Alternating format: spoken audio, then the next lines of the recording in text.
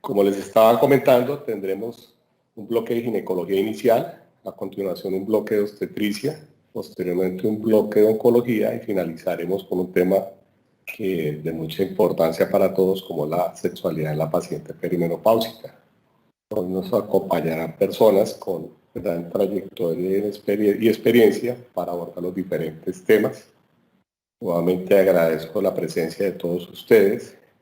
No podría pasar sin destacar la importancia de nuestra Federación Colombiana de Sociedades de Ginecología y Obstetricia, FECOLSOT, en el apoyo y la presencia y respaldo de laboratorios como son laboratorios Abbott, laboratorios Novamed y laboratorios Gedeon Richter. Nuevamente, espero que sea el máximo provecho para todos este esfuerzo de la ASTOC para poder desarrollar este simposio y estaremos atentos para las diferentes inquietudes que surjan en el transcurso de la actividad y sean todos bienvenidos. Y doctor Méndez, demos espera, si le parece, unos minutos a ver si logra conectarse más personas. Muchas gracias.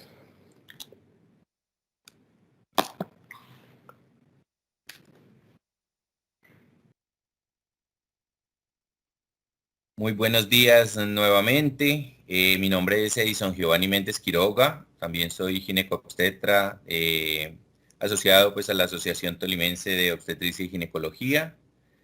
Muchísimas gracias, doctor Machado. Excelente presentación. Muchísimas gracias pues a todas las personas participantes. Como nos dice, pues estamos haciendo una esperita, quizá pues para cumplir el horario. Igualmente estamos en la parte de las inscripciones. Algunas personas por interno me han preguntado, no sé si lo podemos colocar acá en el chat de la reunión, cuál es el link como tal de la inscripción. Hemos compartido, pues yo principalmente por las redes sociales, más que todo el link de esta presentación, ¿no? Para esta charla así interactiva, pero quizá el link de inscripción para que le quede posteriormente a los invitados para la participación. Igualmente me imagino que estamos grabando la conferencia y muchísimas gracias a todos los participantes ante todo por dedicar su tiempo.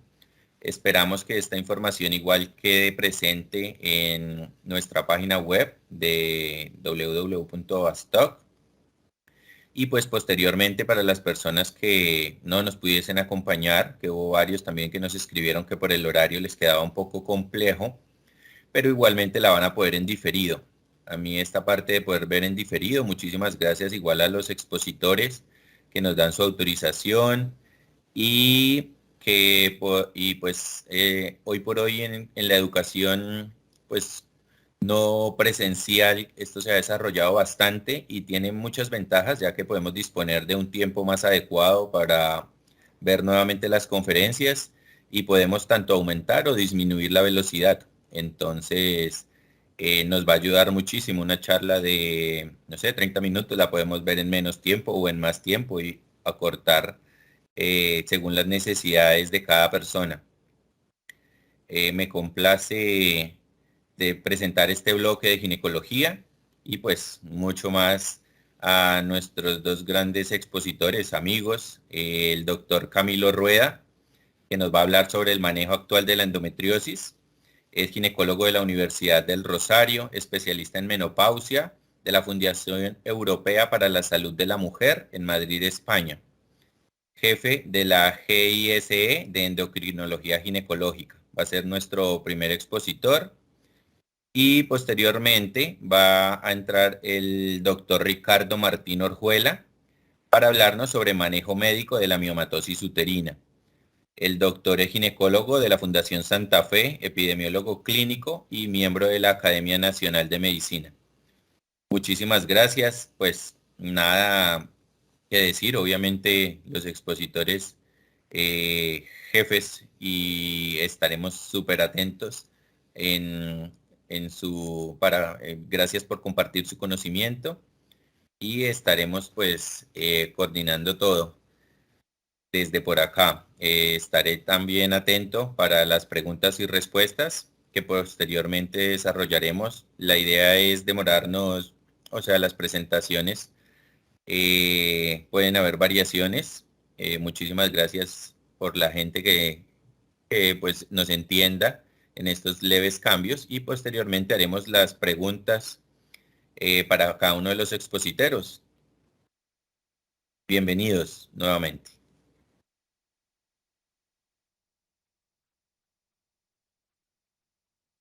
Vamos a iniciar con el doctor Camilo Rueda. Muchísimas gracias. Bienvenido y vamos a verlo esta primera parte en diferido. Muchísimas gracias. Atento.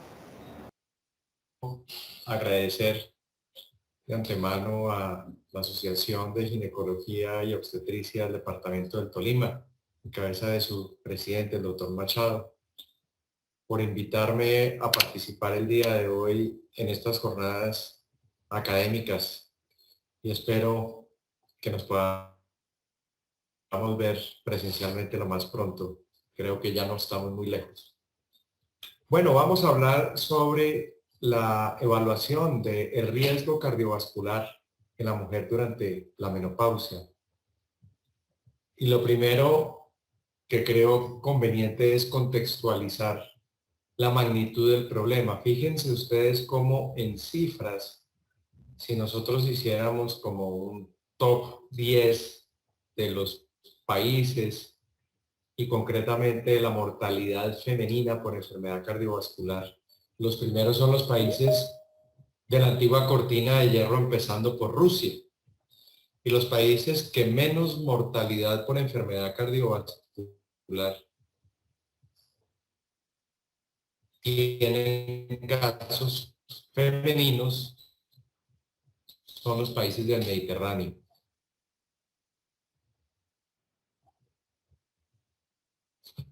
España misma. De algo sí tenemos que entender. Los países de la mitad de la tabla, como los anglosajones, vemos cómo también tienden a incrementar cada vez más este riesgo. Fíjense que en Colombia no somos ajenos a esta estadística. La primera causa de mortalidad en la mujer durante la transición menopáusica y la posmenopausia sigue siendo la enfermedad cardiovascular. Después la enfermedad cerebrocardiovascular, la diabetes, el cáncer de cervix, que sigue siendo lamentable como sigue puntuando, y el cáncer de mama.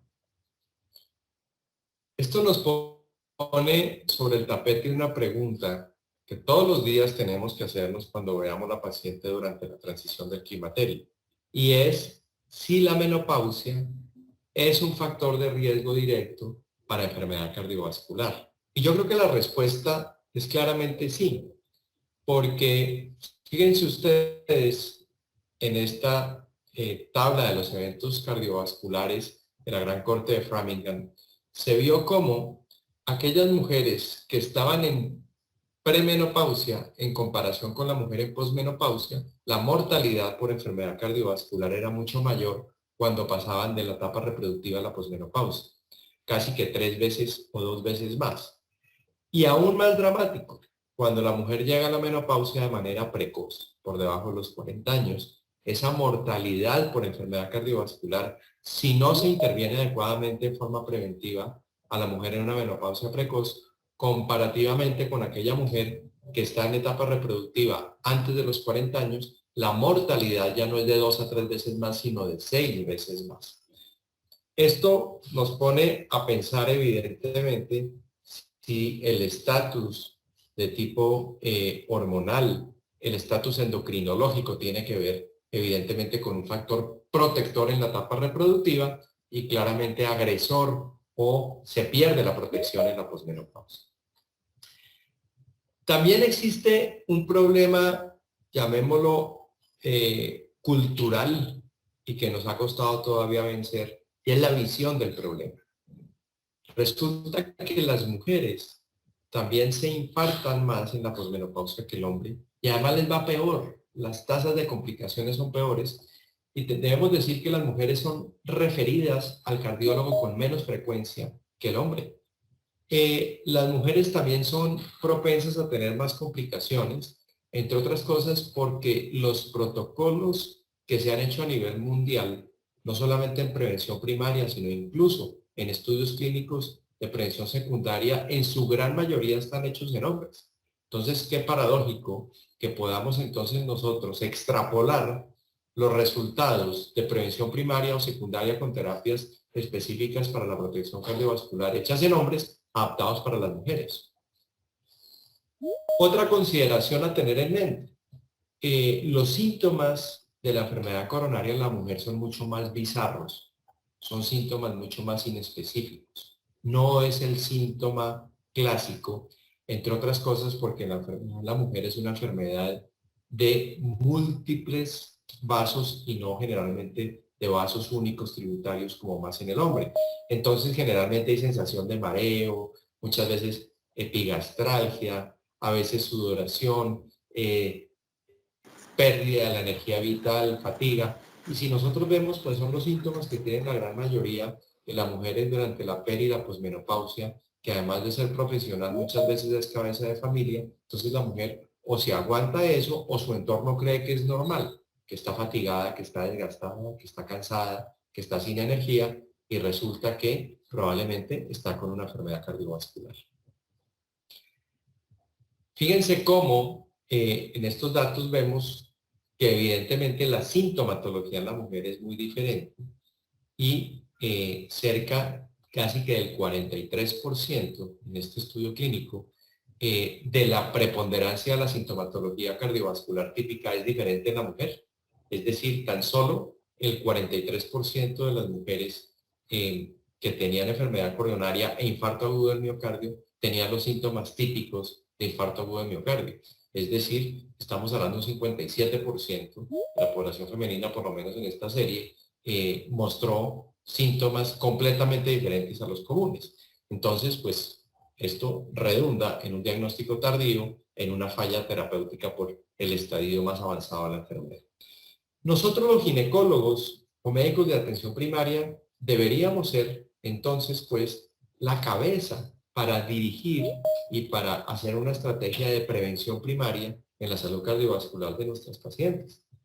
Así como somos la cabeza para poder hacer el tamizaje a nivel ginecológico, a nivel mamario, a nivel osteoarticular, a nivel cardiovascular sí que también deberíamos serlo. Primero porque hay mujeres que nunca en la vida consultan a otro especialista, mujeres que en la vida van a consultar de pronto a un reumatólogo o en la vida consultan a un oftalmólogo, pero todos los años, durante toda la vida nos consultan y a veces más de una vez al año el ginecólogo. Por eso mismo, y siendo nosotros los médicos de la mujer, debemos ser los empoderados a conocer la historia natural de la enfermedad cardiovascular y saber cuál es el resorte que nosotros tenemos para poder hacer una prevención primaria adecuada.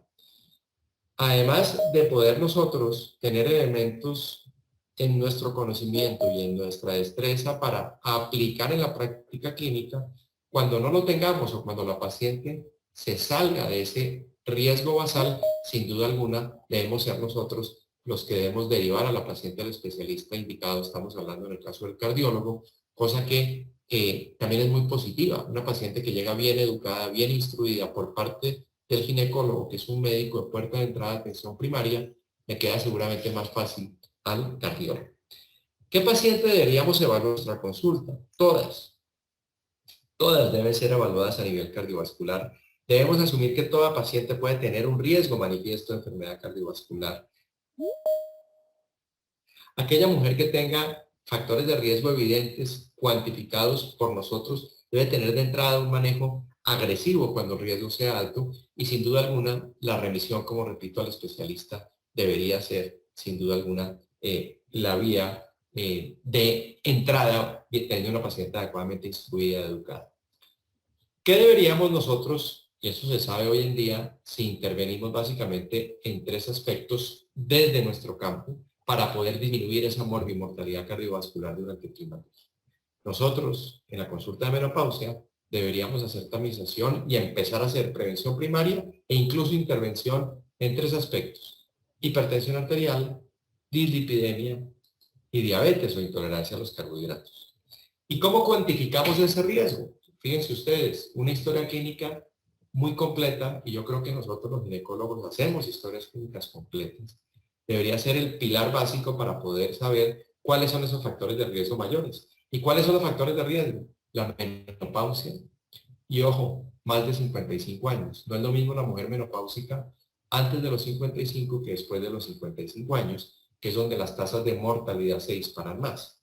La obesidad es una epidemia con la que estamos cargando hoy en día. Hiperlipidemia, triglicéridos elevados, síndrome metabólico, enfermedades autoinmunes, enfermedad renal crónica, etcétera. Son esos factores de riesgo clínicos los que de entrada nos enmarcan en que ese grupo etario, más allá de su menopausia, va a tener un mayor riesgo de enfermedad cardiovascular.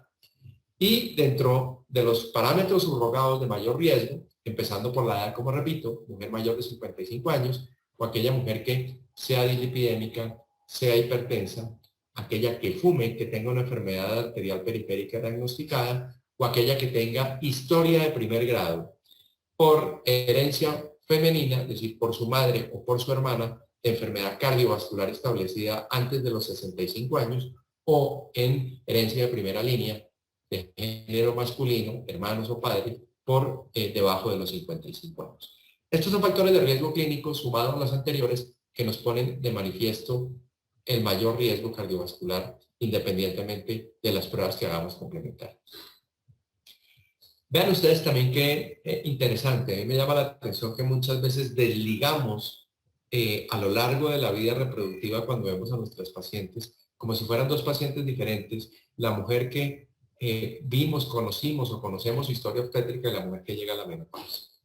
Y el riesgo cardiovascular en la menopausia es una historia crónica que comienza muchas veces en la etapa reproductiva y sobre todo en la gestación.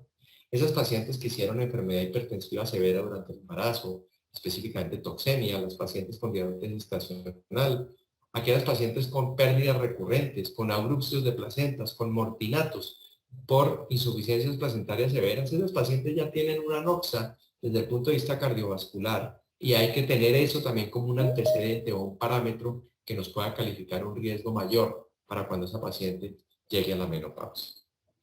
¿Cómo deberíamos hacer esa tamización de la paciente? Pues sabemos que hay pacientes que tienen factores de riesgo no modificables o que ya nos llevó a nuestra consulta de climaterio con enfermedades establecidas. La diabética, la hipertensa severa, la paciente que tiene ya una enfermedad coronaria conocida, esa paciente no cabe duda que es paciente del cardiólogo, y es paciente del endocrinólogo y es paciente del internista. Pero aquella mujer que no tiene esas enfermedades ya existentes es paciente nuestra y somos nosotros los que somos o los que estamos en la obligación de hacer una mirada integral completa y poder evaluar el riesgo específico en estos pacientes. Y hay muchas maneras de hacerlos. Hay escalas hoy en día validadas que nos permiten orientarnos un poco más, además de la historia clínica muy completa como he comentado dentro de la anamnesis. Esta es una escala, a mí personalmente me gusta bastante porque no requiere mayores instrumentos. Se requiere tener la paciente en la consulta, se requiere tener un tensiómetro, se requiere tener un perfil de lípidos para poder calificar el riesgo de la paciente. Es el scorecard coronario. Y este scorecard coronario fue una escala diseñada en Europa por médicos cardiólogos y endocrinólogos ginecólogos para poder evaluar cuáles eran los factores de riesgo, tanto desde el punto de vista clínico como desde el punto de vista de algunas otras pruebas metabólicas que más se asociaban a desenlaces fatales desde el punto de vista cardiovascular y de alguna manera, sin ser exacta, puede predecir o calcular el riesgo en los siguientes 10 años después de haber sido vista la paciente. En este score, fíjense ustedes, hay 2 columnas. Una son las mujeres de bajo riesgo cardiovascular, las que no fuman, y las de mayor riesgo cardiovascular, las que fuman. Y ahí de entrada ya tenemos que sacar una conclusión enorme. Y no es lo mismo menopáusica de 55 o 57 años fumadora que no fumadora. O menopáusica obesa fumadora a menopáusica obesa no fumadora.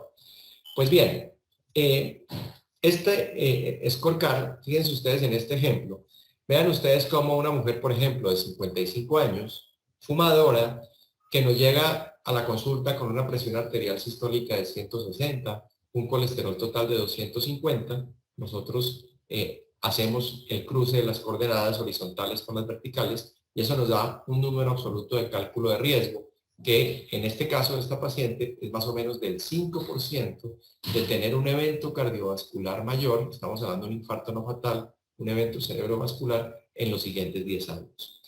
Si nosotros no hiciéramos ninguna intervención y digamos contemporizáramos con esta mujer en decirle haga un poquito de ejercicio, bájele un poco el colesterol, la presión arterial tampoco es que esté tan alta porque usted probablemente no tiene mayores síntomas asociados y contemporizamos con esto y no instruimos adecuadamente a nuestra paciente desde el punto de vista educativo para ver ese desenlace futuro y llegase esa paciente 10 años después, por el solo hecho de tener 10 años más, seguir fumando y no haber hecho ninguna modificación, ese riesgo ya no es del 5, ese riesgo viene siendo ya el 14% de un evento cardiovascular mayor.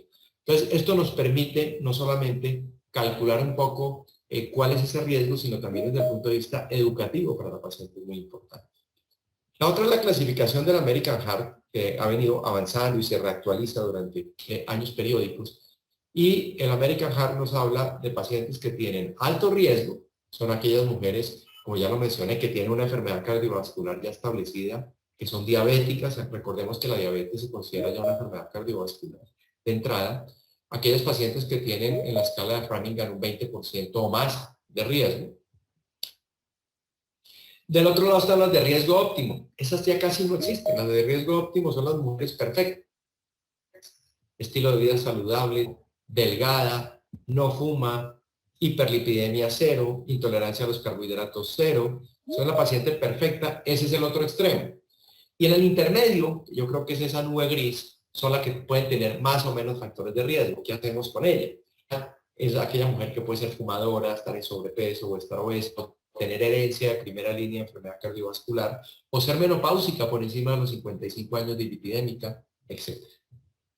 En este grupo de pacientes, fíjense ustedes que se ha visto como actividades o adoptar conductas que no sean farmacológicas, por ejemplo, dejar de fumar o hacer ejercicio, tiene un nivel de evidencia bastante alto para prevenir problemas cardiovasculares y como otras intervenciones farmacológicas vamos a darnos cuenta que también tienen evidencia sólida y es lo que nosotros dentro de los resortes podemos hacer. La actividad física, pues es muy importante, hacer ejercicio aeróbico, específicamente 30, 40 minutos diarios, a lo menos 3 a 4 veces a la semana, tener una dieta rica en granos, fibra, libre de grasas saturadas y una reducción de peso. El sobrepeso asociado a factores de riesgo y ni se diga la obesidad son marcadores inflamatorios que aumentan la enfermedad cardiometabólica. Y se sabe ya que la reducción al menos del 5 al 10% del peso corporal total, no estamos hablando de índice de masa corporal, reducción del 5 al 10% de masa, del peso corporal total, es una medida costo efectiva para disminuir mortalidad desde el punto de vista cardiometabólico. Además del ejercicio aeróbico, es importante instruir a las mujeres para incrementar estrategias de ejercicio físico encaminadas a mejorar masa muscular. Recordemos que la pérdida de masa muscular en la perimenopausia y en la posmenopausia tardía, conocida como la sarcopenia, es una enfermedad que además de generar fragilidad y debilidad ósea, es una enfermedad que lo que hace es reemplazar tejido muscular que se va perdiendo por tejido graso. Y el tejido graso que se oxida es el tejido graso que cubre la masa visceral y es el tejido graso del aumento de la circunferencia abdominal que es el que va a generar más riesgo aterotrombótico. Desde el punto de vista de la farmacoterapia, fíjense que dar antihipertensivos, dar hipolipemiantes, dar medicamentos para llegar a las metas y disminuir las cifras de colesterol LDL y dar tratamientos típicamente para mejorar la intolerancia a los carbohidratos previene la enfermedad cardiovascular y los desenlaces fatales. Vemos entonces que en aquellas mujeres que tienen cifras tensionales elevadas, digamos que claramente asociadas a riesgo mayor, estas mujeres con enfermedad renal crónica, con diabetes, que son en mujeres que tienen un alto riesgo cardiovascular, las metas tienen que estar por debajo de 130/80. Y si la paciente tiene un LDL elevado y son pacientes de alto riesgo, en estas mujeres las metas tienen que estar por debajo de 100 miligramos de LDL colesterol. Y si las pacientes no tienen tanto riesgo de enfermedad cardiovascular, digamos, la mujer perfecta, como les comentaba, en ella, si tiene menos de 55 años, podríamos tolerar hasta LDL por debajo de 160, no más alto de 160, y en las que están en ese lado intermedio, que no son las de riesgo mayor por tener ya una enfermedad cardiovascular establecida, pero que tienen factores de riesgo y que están en el intermedio, las metas terapéuticas podríamos hablar de LDL por debajo de 140. ¿Qué sabemos, por ejemplo, de los fármacos antiagregantes como la aspirineta, manera de prevención? Pues claramente la mayor evidencia sí está en mujeres o con alto riesgo de enfermedad cardiovascular, ya las que han tenido problemas cardiovasculares, o en aquellas que son mujeres mayores de 65 años y que te puedan tener algunos factores de riesgo sin que tengan enfermedad cardiovascular establecida. Casi que una estrategia de rutina para hacer una prevención primaria sería dar dosis bajas en todas pacientes por encima de 65 años como antiagregante y algún factor de riesgo, o aquellas mujeres evidentemente ya con enfermedad establecida. Finalmente, ¿qué podríamos entonces concluir de esta mirada global que debemos nosotros como ginecólogos y médicos de primera puerta de entrada en la mujer en el climaterio sobre la salud cardiovascular? Lo primero, creería yo, es decir que la enfermedad cardiovascular es una entidad que es competencia del ginecólogo y del médico de atención primaria desde el punto de vista de la prevención primaria de la salud de la mujer.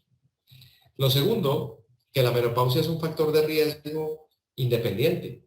Claramente, no es lo mismo el riesgo cardiovascular después de la menopausia que antes de la misma. Lo tercero, qué importante realizar escala de evaluación para poder evaluar objetivamente el riesgo de los pacientes, las metas a las que hay que llegar con nuestro tratamiento, establecer un pronóstico y tener una hoja de ruta para hacer un seguimiento de las medidas que nosotros hagamos de intervención, bien sea farmacológicas o no farmacológicas. Las metas en prevención primaria se deben enfocar a reducir hiperlipidemia, a reducir hipertensión arterial y a reducir diabetes. Y el tratamiento médico como no médico, es decir, el tratamiento farmacológico o no farmacológico, siempre también debe ir acompañado y dirigido del personal que más experiencia tenga. Si no nos sentimos con la expertise adecuada para manejar una hipertensión, para manejar una hiperlipidemia, para manejar una prediabetes, siempre eduquemos a la paciente que eso ya es un acto terapéutico y trabajemos de la mano con el especialista que tenga la expertise y que podamos hacer un manejo en conjunto integral. Este es nuestro grupo de menopausia, endocrinología ginecológica de las clínicas del Country y La Colina, Bogotá. Muchas gracias por su atención. Estoy atento a lo que se derive en términos de preguntas y comentarios de esta conferencia. Que tengan un muy buen resto de jornada. Muchas gracias.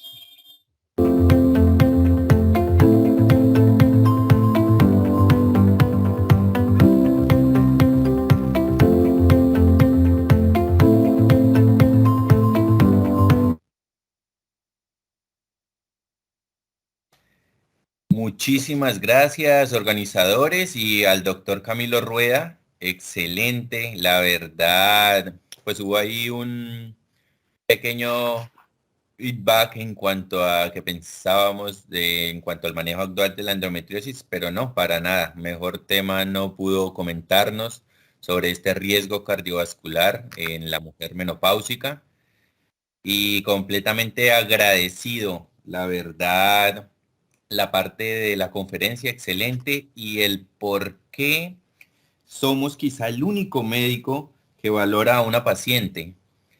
Y pues esas estrategias que tenemos, no solamente enfocarnos, y lo hablo en sentido general como personal de talento humano en salud y pues como médico, no solamente enfocarnos como soy especialista de esto y voy a ver solamente esto, sino vemos que obviamente somos un ser biopsicosocial completamente interrelacionado unas cosas con otras, y pues hoy tendremos algo de quizá nuestra especialidad, pero esto va a abarcar para muchísimas cosas.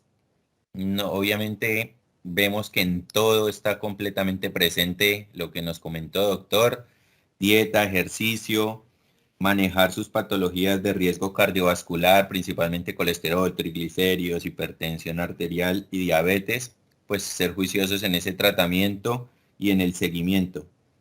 Y así, como gran mensaje corto, y mientras pues se prepara el doctor Ricardo Martín, eso me parece muy chévere que nos lo llevemos todos a la mente, porque quizá somos el único médico que valorará a este paciente.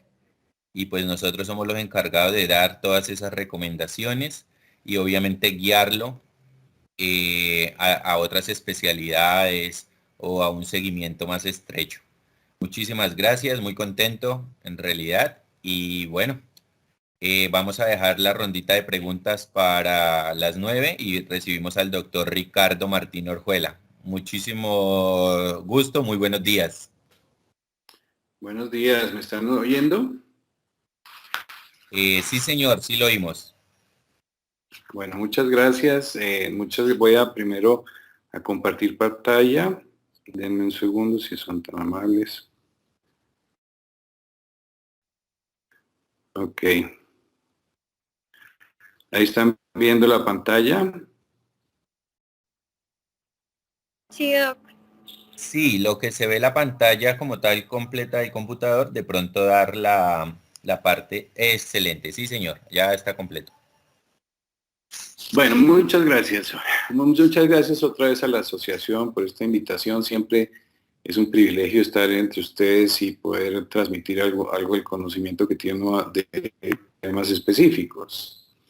Yo soy ginecólogo, epidemiólogo clínico y director médico de Gedeón Richter Colombia, por eso de una vez declaro mis conflictos de interés si los hubiera.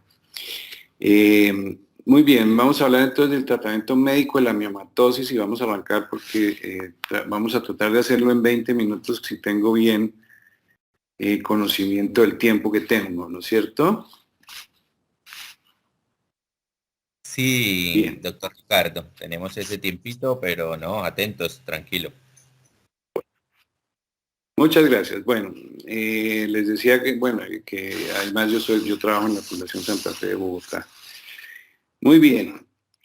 Hablemos un poquito de la miomatosis. La prevalencia de la miomatosis pues es variable, pero ya sabemos mucho acerca de esa prevalencia. En las mujeres afrodescendientes puede llegar al 80% al llegar a la menopausia y en las no afrodescendientes un 60%. O sea, es la enfermedad tumoral más común de la mujer. Pero solamente entre 30 y 50% de ellas son sintomáticas. Hay factores de riesgo que conocemos también muy bien, como la menarquia temprana, la familiaridad, o sea que habla de un trasfondo genético, de la edad de la paciente, entre más años más probabilidad que tenga miomatosis porque hay más exposición a esteroides ováricos, sobrepeso y obesidad definitivamente, la nuliparidad, la menopausia tardía, que también tiene que ver con obviamente, la menarquia temprana, y la raza, como hablábamos muy bien, de los afrodescendientes. Un concepto que es importante aclarar y es que los miomas no sangran per se, sangran a pacientes que tienen miomas con contacto submucoso. O sea, que los miomas que no tienen contacto submucoso, el síntoma de ellos no va a ser principalmente el sangrado. ¿Y por qué sangran más? Porque la superficie de sangrado del endometrio aumenta y porque hay alteraciones de coagulación en el lecho endometrial o subendometrial que tiene contacto el mioma. Por eso el resultado final es más sangrado.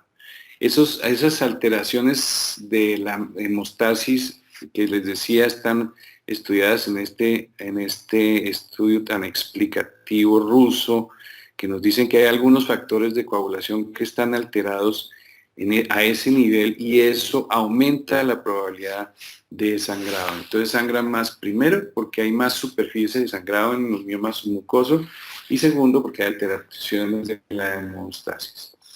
Eso hace ver que más o menos un 55% de pacientes entre 41 y 49 años sangren más de 80 mililitros en una menstruación. Eso quiere decir que la mayoría de pacientes en esas edades sangran más de lo que se estipula como un sangrado normal para una menstruación. Ya está desde el punto de vista genómico caracterizado completamente este asunto de la miomatosis uterina y sabemos que hay 2 cromosomas que están implicados en esta génesis, que son el cromosoma 14 y el cromosoma 5, llevando una mutación que específicamente está en un conjunto de proteínas que se llama MET12 y que se asocia a otras muchas enfermedades que tienen que ver con esto, que son monoclonales, como la endometriosis, la miomatosis, adenomiomatosis, adenomiosis y 2 o 3 cánceres de ovario que están asociados a la misma enfermedad y a la misma mutación. Y las células madre endometriales tienen mucho que ver en esto de la miomatosis. ¿Por qué? Porque son capaces de ir a especializaciones en miomatosis uterina o en endometriosis, adenomiosis o hiperplasia endometrial. ¿Y de qué dependen eso? De muchas cosas exógenas, específicamente hipoxia, alteraciones hormonales, específicamente los cambios de progesterona, estrés oxidativo, estrés celular, toxinas, inflamación. Bueno, son muchos los factores exógenos que hacen que esas células madre vayan a uno u otro tipo celular. Lo más importante es que los receptores en el mioma son mucho más alta intensidad al hacer tinciones de los receptores de progesterona que de los receptores de estrógeno. ¿Eso qué quiere decir? Quiere decir que los receptores de progesterona son muchísimo más en cantidad en el mioma. Y eso hace que, como nosotros sabemos ya hoy, que los estrógenos, que antes pensábamos que eran los responsables directos del crecimiento de los miomas, no lo sean. Los estrógenos lo que hacen es aumentar importantemente y exponencialmente la cantidad de receptores que hay en los miomas de progesterona. Y por eso la progesterona es la protagonista del crecimiento tumoral. Mire, favorece el crecimiento. ¿Por qué? Porque estimula estas digamos, derivaciones importantes del crecimiento celular, como son el BCL2, que inhibe la apoptosis, el factor de crecimiento epidérmico y el factor de crecimiento tumoral. Y eso hace que la estimulación de progesterona vaya a favorecer el crecimiento de esos tumores. Obviamente sabemos ya muy bien que hay un impacto importante en calidad de vida y eso pues sangrar uno como un tequendama cada mes, eso es una locura. Entonces eso impacta sensiblemente los puntajes de calidad de vida en estas mujeres. El diagnóstico, pues tenemos 2 pilares, el ultrasonido y la resonancia. El TAC y los rayos X no se utilizan para eso, aunque todavía en algunas latitudes utilizan a veces estos métodos diagnósticos. El ultrasonido sigue siendo la primera línea en el diagnóstico, pero depende también mucho de la calidad del reporte y de que si encuentran miomas, los describan en términos reales, o sea, cuántos son, cuáles son, qué tipo de clasificación FIGO tienen, cuál es el tamaño, cuál es el volumen idealmente y cuál es con la clasificación de FIGO, cuál es la posición precisa.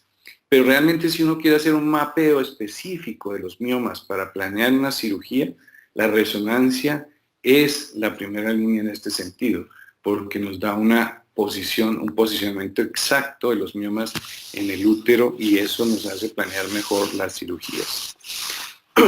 Tratamientos terapéuticos, opciones terapéuticas. Tenemos 3 grandes grupos: el tratamiento médico, las intervenciones no quirúrgicas y las cirugías. Los tratamientos médicos podríamos clasificarlo en sintomático o realmente que vayan específicamente a los receptores o a actuar sobre la enfermedad para disminuirla. Las intervenciones como los embolismos de arterias uterinas o de arterias nutricias de los miomas, que en Colombia nunca ha progresado esta tecnología y que nos limita también mucho en ciertas circunstancias donde podría tener indicación. Y la cirugía, que básicamente sería miomectomía abierta, laparoscópica o histeroscópica, o la histerectomía también abierta, vaginal o laparoscópica. En todo caso, hoy en día el rol del tratamiento es cardinal. Muchas de las guías a nivel mundial nos dice tratemos médicamente primero los miomas antes de pensar en cirugía, a menos que sea absolutamente necesario. Y esto está reportado en muchísimas, como les digo, guías donde aparecen siempre las opciones terapéuticas médicas como una excelente opción, y adicionalmente que siempre en estas guías y cuando las han actualizado nos muestran una ramita extra que no existía, y es aquella que dice paciente no quiere ser intervenida o no quiere tener una histerectomía. Y entonces nosotros estamos abocados a tener que ofrecerle a ella tratamientos diferentes al quirúrgico. Hablemos del tratamiento sintomático, el ácido tranexámico, que es una excelente opción en términos del sangrado, no trata la enfermedad, pero es un tratamiento sintomático, reduce significativamente el sangrado menstrual abundante y es una opción no hormonal, que es un análogo de la lisina y que actúa en 3 sitios diferentes en la cascada de coagulación, favoreciendo la coagulación, pero sin el susto de tener eventos trombóticos secundarios. Realmente son absolutamente raros, pero además se ha estudiado en pacientes que tienen diátesis trombótica y tampoco aparecen más frecuentemente los eventos trombóticos. El dispositivo de levonorgestrel, desde el punto de vista de evidencia, tiene estudios muy pequeños comparados con progestrinas orales. Entonces ahí hay una cosa que es difícil digamos, de sistematizar en términos de las comparaciones que se hacen, y son muy pequeños los estudios. Definitivamente no se recomienda en miomas submucosos, pero podría tener una opción en miomas que son, como por ejemplo, FIGO3, que uno podría ponerlo sin problema, y de hecho creo que todos lo hemos hecho. Y los anticonceptivos orales combinados, que tienen poco costo, que además tienen pues el efecto anticonceptivo, tenemos muy escasa evidencia, no sabemos si aumentan o no el tamaño de los miomas, hay una discusión grande al respecto, pero algunas personas han tenido buena, digamos, experiencia con el uso de anticonceptivos, a pesar de que esto es una indicación que es completamente off-label. El ácido tranexámico, yo les contaba que es un derivado del sintético de la lisina, y en estos sitios donde actúa, además de ser antiinflamatorio, porque es un derivado AINE, tiene un muy buen efecto. Ahora, obviamente vamos a hablar de los tratamientos con SPERMs, o sea, moduladores selectivos de los receptores de progesterona, que actúan específicamente el ulipristal a nivel del receptor y no del miometrio, porque esto no son esteroides, son sustancias sintéticas que actúan directamente y específicamente en los receptores de los miomas. Impactan muchas de las vías de crecimiento y los factores de apoptosis, quiere decir que favorece la apoptosis e inhibe el crecimiento, y tiene efectos sobre el eje hipotálamo, hipófisis, ovario, obviamente, con cambios en el endometrio que favorecen la amenorrea o la hipomenorrea, y un concepto que ya se conoce también, que actúa sobre la autofagia celular, que es el sistema de limpieza que tienen las células y que al ser exagerado pues se comen ellas mismas con este sistema de limpieza. Entonces siempre en el balance del crecimiento de una célula normal se favorece la apoptosis, porque es una muerte programada y así debe ser. En los tumores eso no pasa, y en los miomas es lo que realmente pasa. Entonces, hay muchas, digamos, formas de actuar de este SPERM.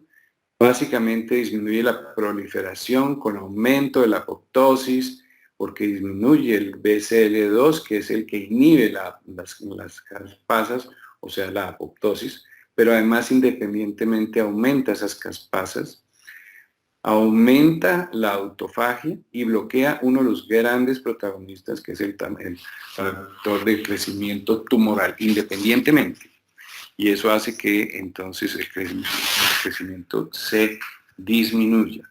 Además hay una enzima que se llama la surbivina, que inhibe la autofagia también independientemente, y lo que hace el ulipristal es inhibir la secreción de surbidina a nivel del mioma.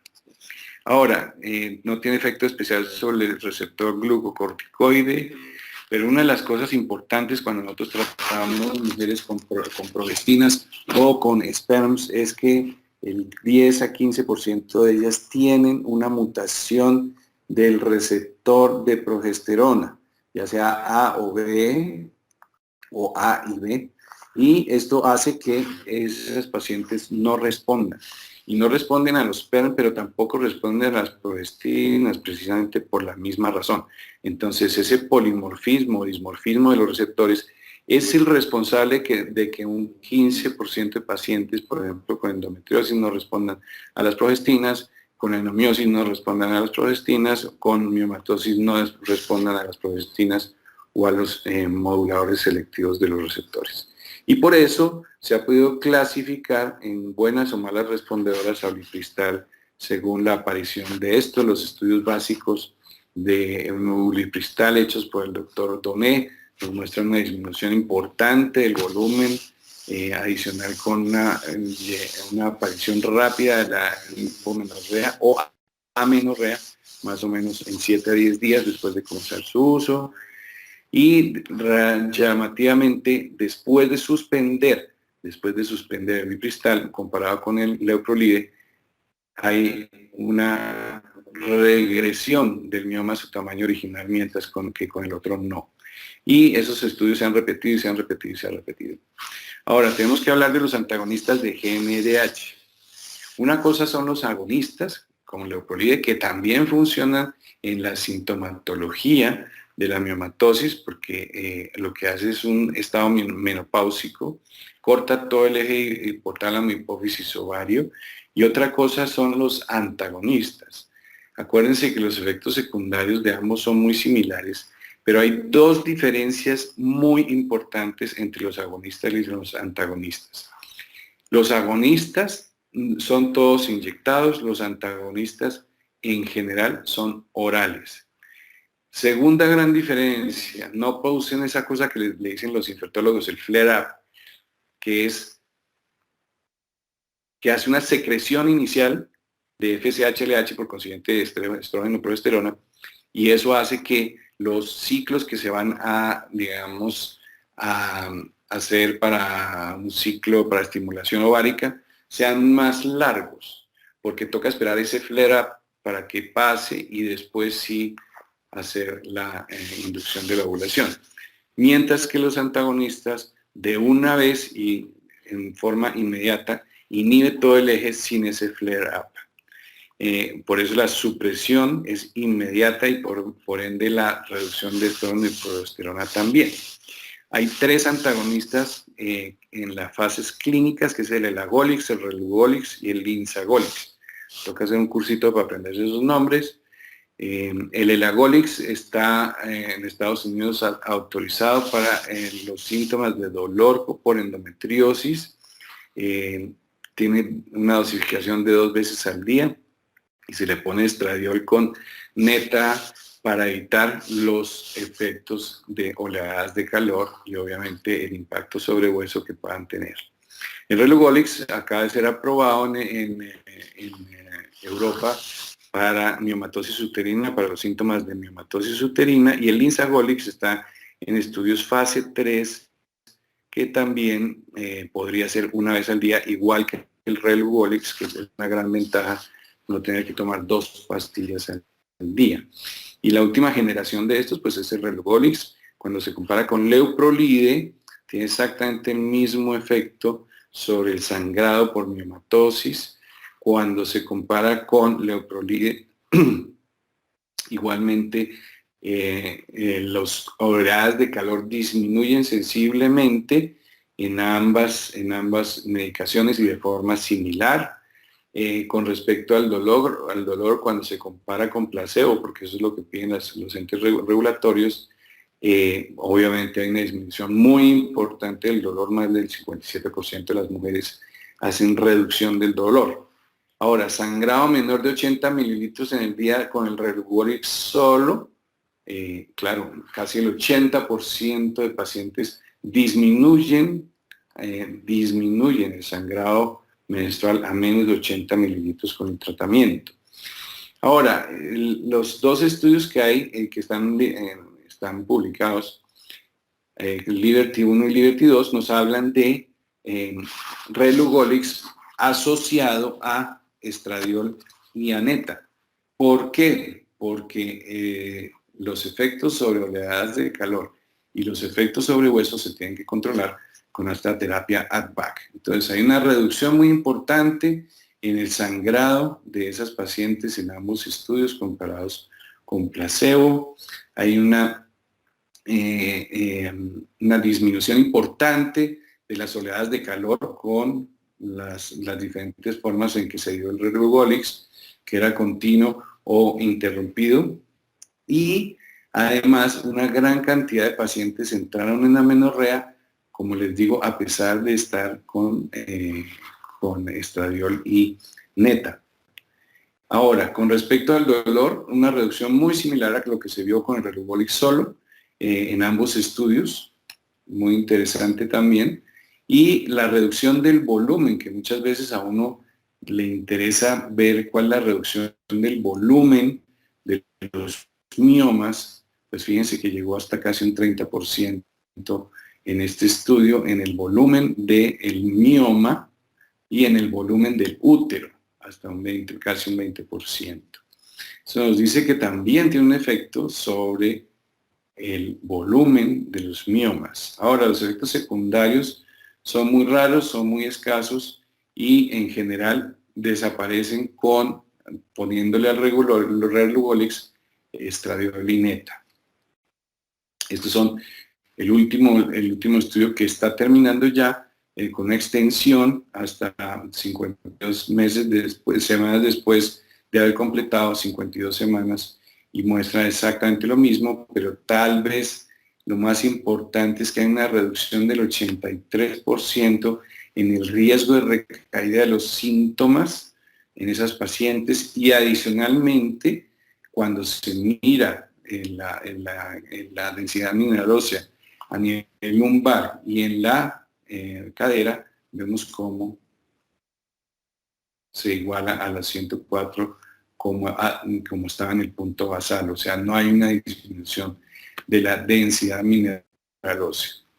Ahora, los estudios preclínicos entonces demostraron con esta molécula una acción antagonista potente en los receptores de GNRH muy similar a lo que producen los agonistas.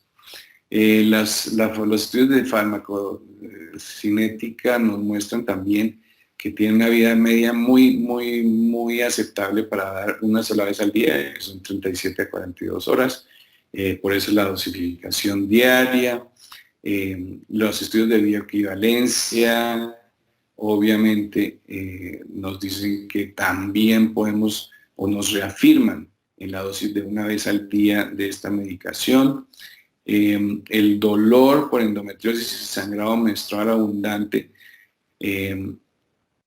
en general, en los 3 o 4 estudios que ya hay, no muestran inferioridad con respecto al Leuprolide, o sea, es una gran eficacia en ambos desenlaces, dolor y sangrado uterino anormal, y demostró mejoría en los síntomas de la miomatosis en general, y cuando está asociado a neta y estradiol como terapia ADVAC, pues obviamente no compromete la salud ósea y no tiene síntomas vasomotorios la paciente. ¿Qué falta en el desarrollo de esto? Falta un poco más en endometriosis. El Elagolix, como les conté, es el que está aprobado para dolor en endometriosis. Este ya demostró funcionar muy bien en dolor por endometriosis también, pero necesitamos como un poquito más estudios a largo plazo con algunos de ellos en endometriosis. El que más largo se ha estudiado es el Relugolix a 2 años. Con respecto entonces a los antagonistas, actúan en el nivel de sangrado menstrual abundante, ya sea produciendo amenorrea o menos sangrado y menos transfusiones, obviamente.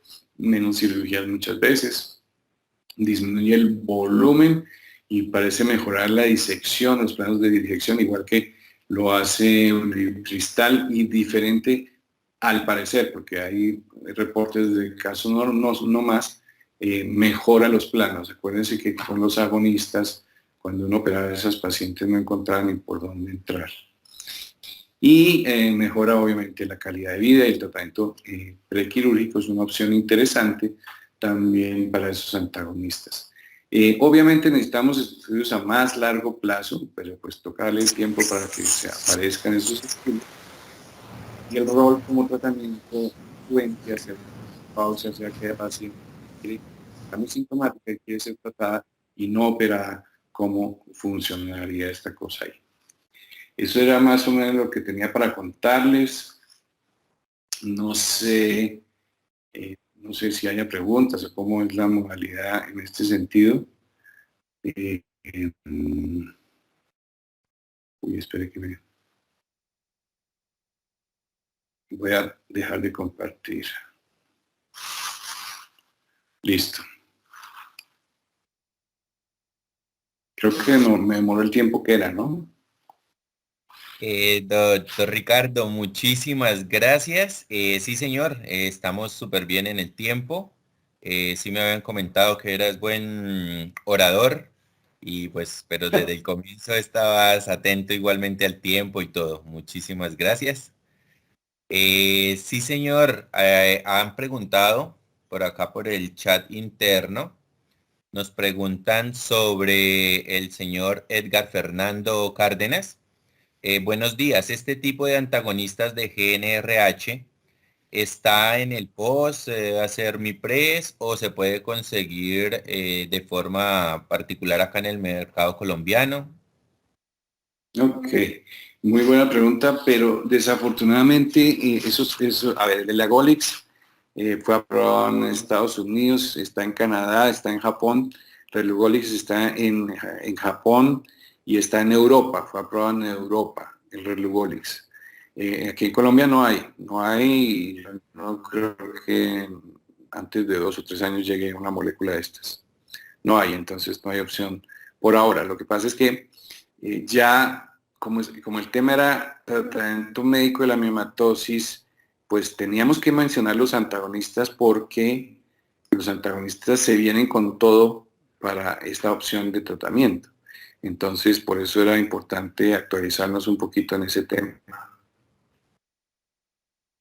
Súper, muy bien. El mismo participante, el señor Edgar Fernando, nos pregunta sobre el acetato ulipristal, pero específicamente como si está aprobado por la FDA. Acá en Colombia ya vemos que lo podemos conseguir, está bien organizadito la parte del tratamiento, pero pues él nos pregunta específicamente sobre si está en la FDA.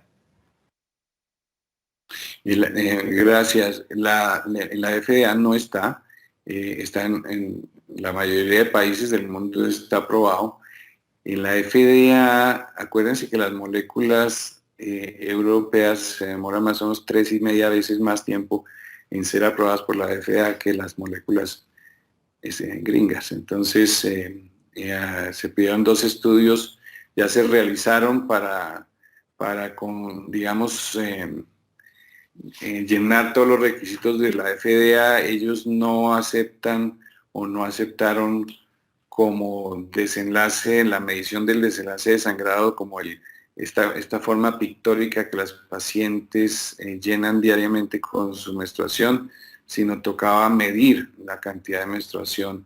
Entonces es bastante más complicado y bastante más costoso y tedioso, además de incómodo para las pacientes, porque tienen que recolectar todos sus elementos de aseo menstrual. Y eso ya si realizaron esos 2 estudios, vamos a ver qué dice la FDA. Pero no está aprobado por la FDA.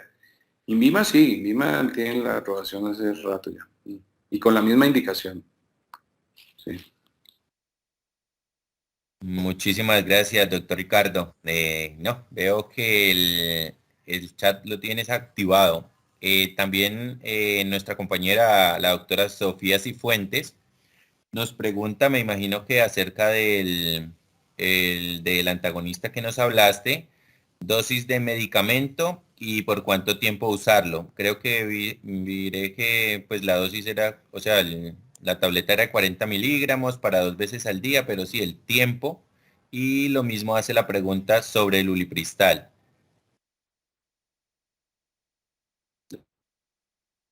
La dosis del ulipristal.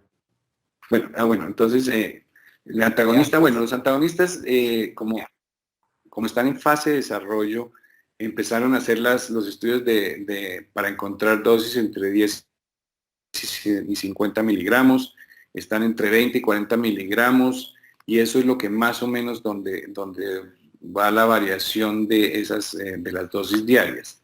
Obviamente depende de si, como no, el Lagolix que toca tomarlo 2 veces al día, ese tiene una dosis en la mañana de solo el Lagolix y por la tarde el Lagolix con estradiol y neta. Entonces las dosis pueden variar dependiendo de la respuesta de los estudios que se están llevando a cabo hoy en día, pero digamos que las dosis que se aprobaron siempre están entre 20 y 40 miligramos día.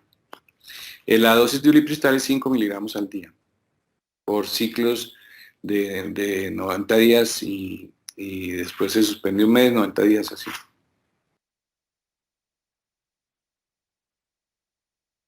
Muchísimas gracias. También un participante, el señor Nelson Yesid Aguilar, nos pregunta que para un médico materno-fetal que tiene una paciente con miomatosis y desea embarazo, ¿qué opción tiene como mejores resultados? Pues me imagino que para la posterior quedar en embarazo o con estos medicamentos lo ideal es obviamente no quedar en ese momento embarazada. Y lo Ya, bueno. mismo, y lo mismo que comentabas sobre estos antagonistas, que bueno, dijiste como para el futuro, ¿no? De tratamiento a largo plazo. Hasta ahora está como en estudio más preoperatorio o sintomático específicamente, pero pues respondámosle Bueno, primero al...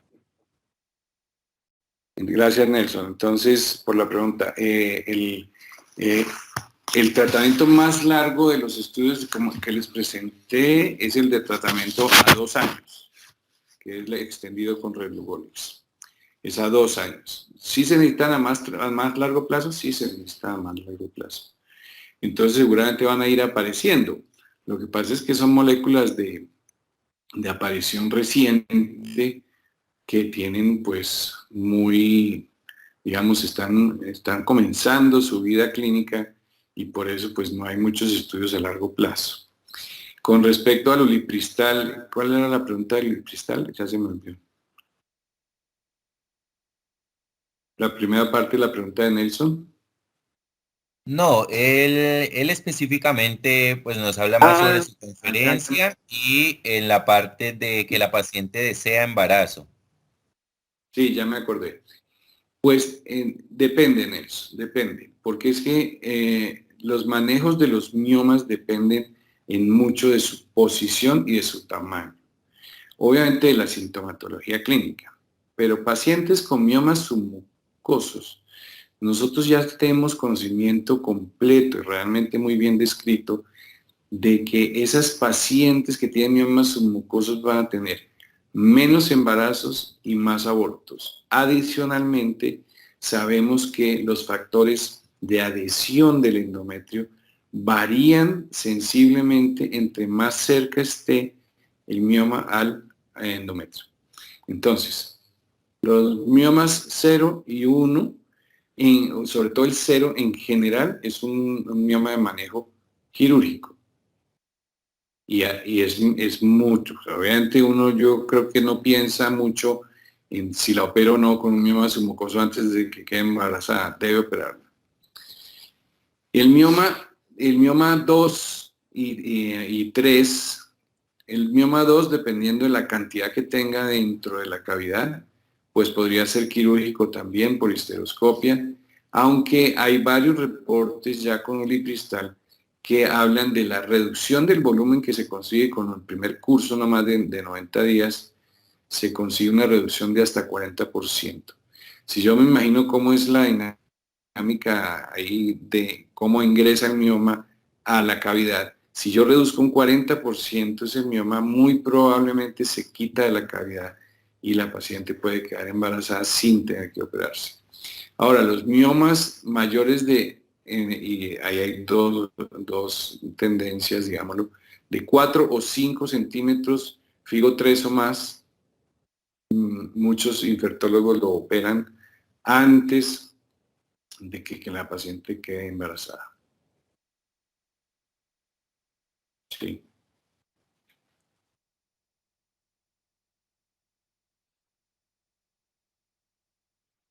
Muchísimas gracias.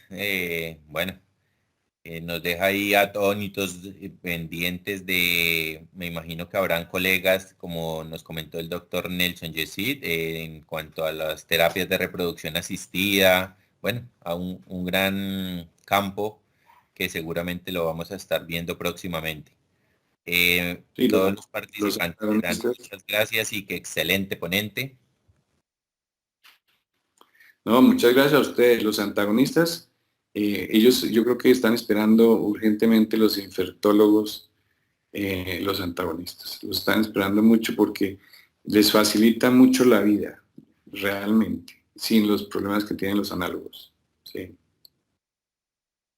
No, muchas gracias a ustedes y a todos por estar presentes y por sus preguntas y su interés.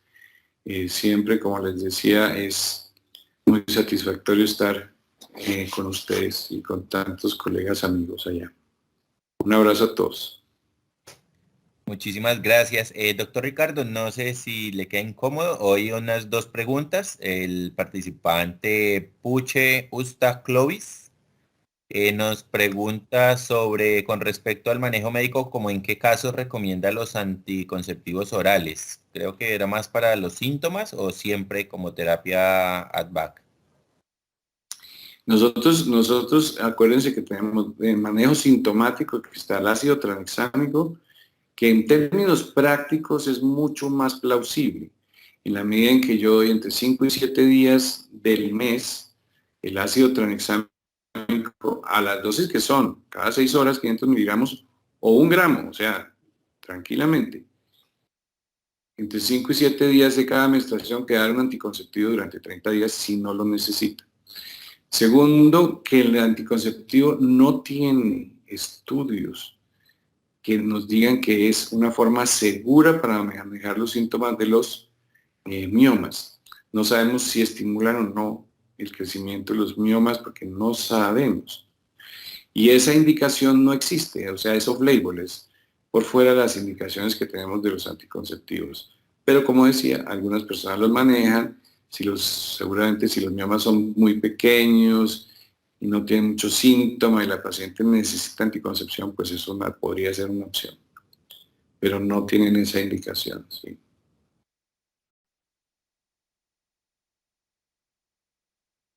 Ah, ya. Y en cuanto al uso como adicional nos hablaste como creo que el etinilestradiol y el nanorethisterona adicional. Ok. Entonces, digamos que hay dos tipos de opciones que son plausibles desde el punto de vista farmacológico. Es estradiol, no es etinilestradiol, es estradiol con neta, que es muy diferente porque etinilestradiol es el sintético más potente que hay. Por eso se utiliza estradiol, que es un poco más fisiológico, y neta. Esa es como terapia ad-back. Pero a pesar de que todavía no hay estudios, pero ya sé que hay un par matriculados allá en Clinical Trials, hay uno o dos artículos, estudios pendientes de hacer la terapia ad-back con una excelente molécula que es la tibolona. La tibolona es excelente molécula para hacer ad-back.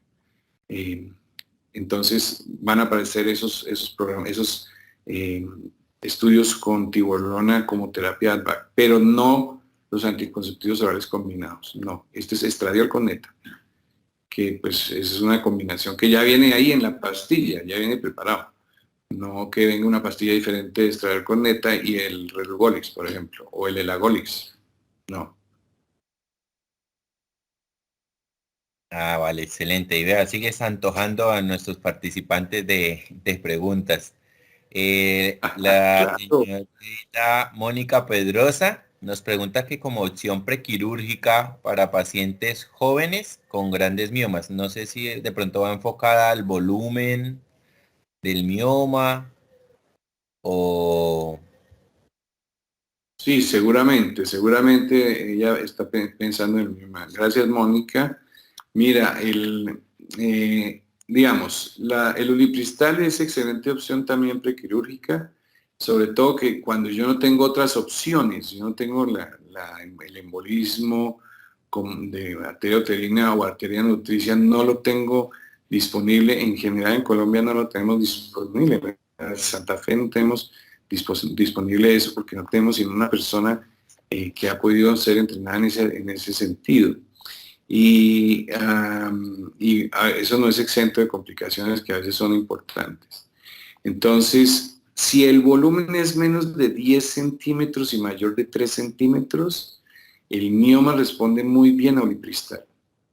Y con un curso de 3 meses, 90 días, reduce entre un 35 y 40%. Eso quiere decir que me facilita la cirugía. A veces yo puedo pasar de pensar en una laparotomía a una laparoscopia para hacer la miomectomía. Miomectomías múltiples por laparoscopia, seguimos interrogándolo mucho. Más de 2, 3 miomas se vuelve una cirugía un poquito quijotesca, pero con miomas específicos, así como tú dices. Si el mioma es mayor de 10 centímetros, la respuesta no va a ser igual. Los estudios todos incluyeron miomas de 10 centímetros o menos como máximo, de tal manera que eso es lo que podemos saber objetivamente. Pero en la práctica que tenemos nosotros, tenemos un grupo que trabaja mucho miomatosis con varias personas de Colombia y hemos visto que por encima de 10 centímetros no funciona muy bien, porque la reducción, por buena que sea, no va a cambiarnos mucho la cirugía. Lo que sí sabemos es que sí sangran un poco menos si son tratadas con ulipristal o no. Sí. Muchísimas gracias, doctor Ricardo. Yo creo que nos has dejado satisfechos, obviamente, y pues a nuestros participantes que respondieron las preguntas, les dan felicitaciones, les dan las gracias. Bueno, Gracias a ustedes. creo que hemos manejado el tiempo a la perfección. Eres un buen orador y además específico y nos dejas con un montón de cosas para estudiar. Muchísimas gracias. Y bueno, obviamente gracias a todos los participantes, a Stock, a FECOLSOC y pues a nuestros patrocinadores. Viene un pequeño clic y posteriormente de Laboratorios Abbott y posteriormente pues vamos a entrar en nuestro segundo bloque de conferencias. Muchísimas gracias y de parte pues de todos, bienvenido nuevamente. Siempre presente acá en Stock y nos visita algún día por acá por Ibagué, por el Tolima. Que esté muy bien, doctor Ricardo y doctor Camilo. Pues no es sino que inviten y allá voy. Me fascina.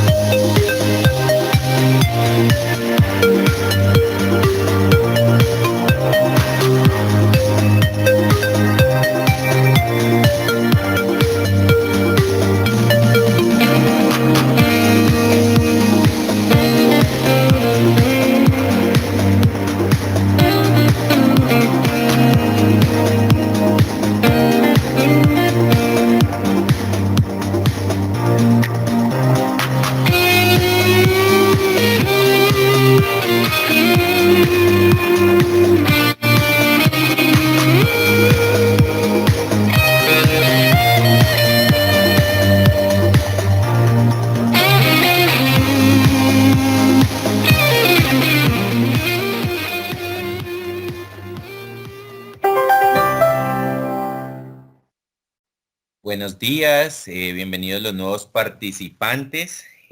Bueno, ya tomamos un receso, vimos la muestra comercial que tiene Abbott, bastante amplia y pues más en pues todo nuestro sector. Muchísimas gracias.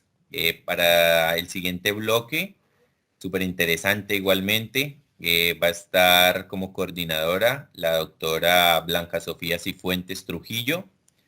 Bienvenida, y pues también está la doctora Andrea del Pilar Peña Rojas, que está conectadita, pero bueno, no está de más aprovechar la oportunidad para darle las felicitaciones por ser madre. Y nada, muy contentos. En realidad hemos estado poco comunicados, pero felicitaciones, doctora Peña. Y Sofía. Gracias, Edison. Gracias, Edison. Un abrazo y felicitaciones por el evento. Un abrazo para todos y bueno, la ginecóloga con prematurez, pero bueno, eso pasa. Un abrazo. Hola, buenos días a todos. Gracias, Edison. Gracias, Andrea. Entonces es un placer para nosotros dar inicio al siguiente bloque.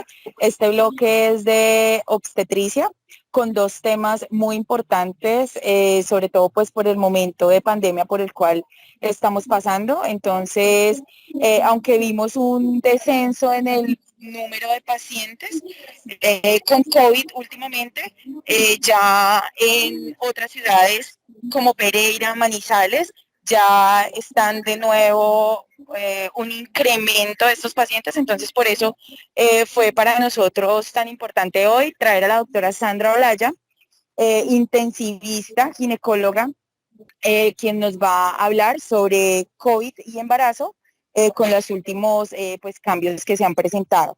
Entonces, los voy a dejar con Sandra Olaya. Sandra Olaya, ginecóloga, muy conocida pues por todos nosotros, ginecóloga e intensivista. Actualmente trabaja y coordina la unidad de cuidado intensivo obstétrico del Hospital San Jorge de Pereira, el Hospital de Caldas y pues el Hospital Federico Lleras Acosta. Docente de varias universidades. Entonces, las voy a dejar con ellos. Bienvenidos, Sandrita. Hola, buenos días a todos. Estoy aquí esperando para compartir pantalla. Creo que ya me van a dar el acceso. Primero que todo, pues darle gracias a todos por participar en este evento tan importante y muchas gracias pues por tener la consideración de tenerme en cuenta y tener en cuenta este tema tan importante. Ya empezamos a compartir pantalla y empezamos.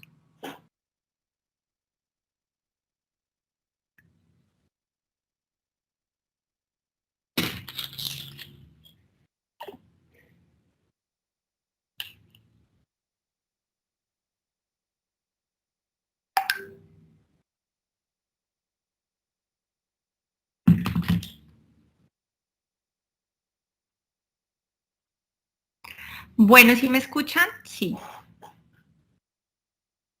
Bueno, vamos a tratar de ser muy concretos. Mil disculpas por los inconvenientes técnicos, pero bueno, eso siempre ocurre en estas presentaciones. Entonces, vamos a empezar con la charla que tengo el gusto de presentar el día de hoy, que es sobre COVID y embarazo. Siguiente, Germán. Vamos a ver si yo lo puedo acá pasar. Bueno, tal vez en los últimos 6 meses, se ha presentado un aumento significativo de todas las publicaciones que hay en PubMed y en los diferentes buscadores sobre COVID y embarazo. Nos hemos dado cuenta que hemos transitado a través de la pandemia en diferentes escenarios. Arrancamos en la primera oleada, en donde realmente las pacientes gestantes no tuvieron mayores implicaciones dentro del grupo de mortalidad. Y nos fuimos moviendo hacia la segunda y tercera oleada de COVID, que definitivamente el último pico nos ha dado o nos presentó un escenario diferente en lo que fue toda la presentación de COVID y embarazo. Siguiente. Y uno empieza a preguntarse a través de esta pandemia qué es lo que pasa en el embarazo y realmente cuál es el impacto que ha tenido el COVID-19 en las pacientes gestantes en nuestro país. Siguiente. Entonces, quiero compartir con ustedes, esto es a semana epidemiológica 46 del 2021, y vemos algo muy importante. Miren cómo ha venido aumentando la mortalidad materna desde el 2019 hasta el 2021, teniendo en cuenta un aumento exponencial de 489 casos a 595 casos. Eso hace que nos hayamos retrasado o que hayamos regresado 10 años en mortalidad materna en nuestro país. Pero ¿por qué ha ocurrido esto? ¿Qué ha pasado el último año y precisamente este año que ya está terminando? Siguiente, Germán. Miren acá cómo a nivel del país ha sobrepasado lo que nosotros habíamos trabajado ya desde hace muchos años, cómo la mortalidad materna en el país llega nuevamente a tasas de 78 por 100.000 nacidos vivos, 440 muertes en Colombia. Y de esas, ¿qué aporta el departamento del Tolima? Aportó 9 muertes, 61 por 100.000 nacidos vivos en mortalidad materna, aunque estamos mucho más bajos que el nivel país. De todas maneras, creo que es una obligación seguir trabajando por esto. De estas muertes que se presentaron en el Tolima, fueron 3 diagnosticadas con COVID, que cuando nosotros hacemos el panorama con el resto del país, creo que ha sido uno de los departamentos que menos mortalidades ha tenido en pacientes gestantes por COVID. Siguiente. Pero a nivel nacional, el panorama realmente es muy dramático. O sea, es muy importante que nosotros tengamos en cuenta que aunque la mortalidad en el Tolima no ha sido tan grande por COVID, definitivamente creo que estamos a puertas de que esto cambie. A nivel país, la causa directa de mortalidad materna suma 137 casos. Pero si ustedes revisan otras causas indirectas por neumonía COVID-19, es el mismo número de casos de todas las pacientes que han fallecido por causa directa. O sea que miren estos números tan dramáticos. Y el otro punto importante son la sepsis no obstétrica, que es neumonía, que algunos pueden ser asociados a COVID-19, que son 28 casos más, y 75 muertes más en estudio.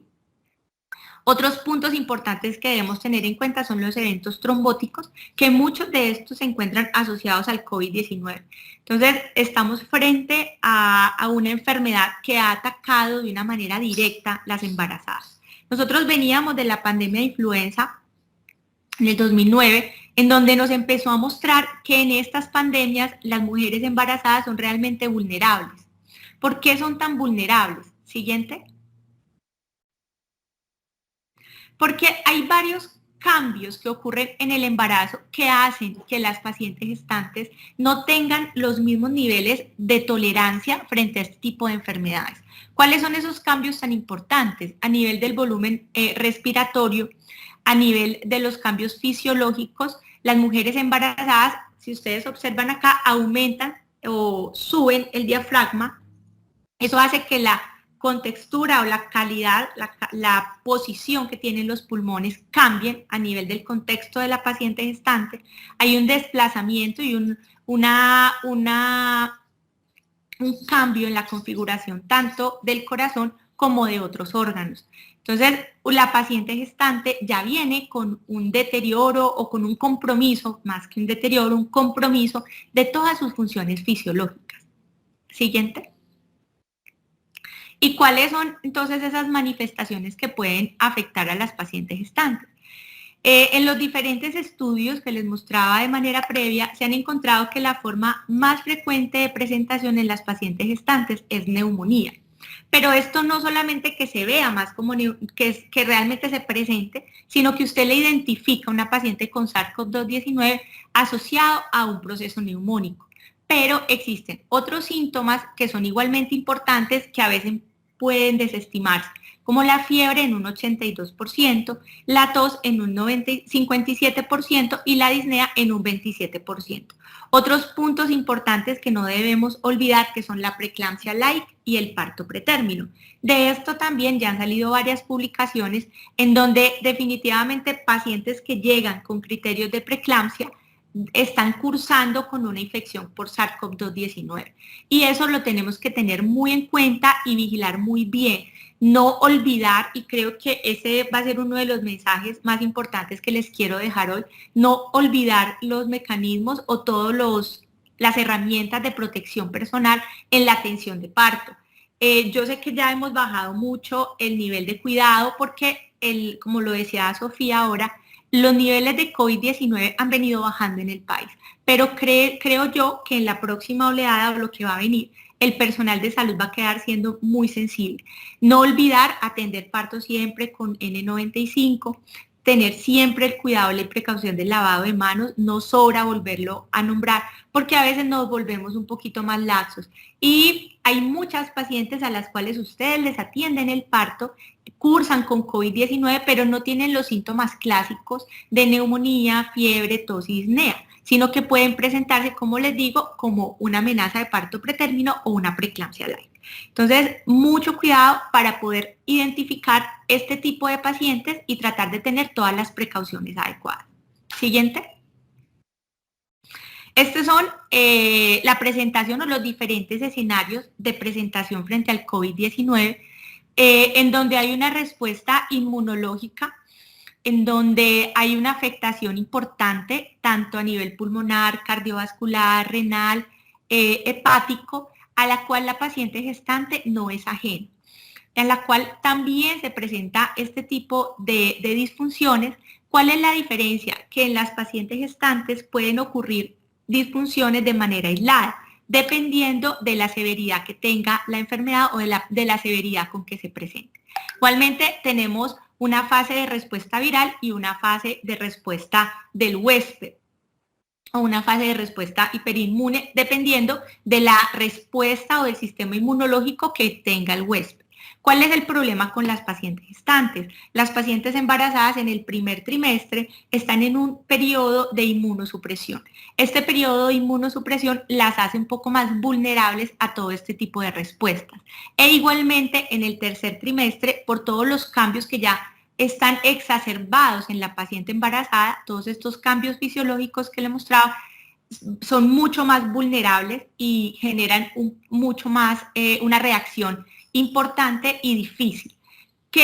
¿Cuál es el punto en esta presentación clínica? Que no se confíen de la paciente gestante que presenta uno o dos síntomas sospechosos de COVID.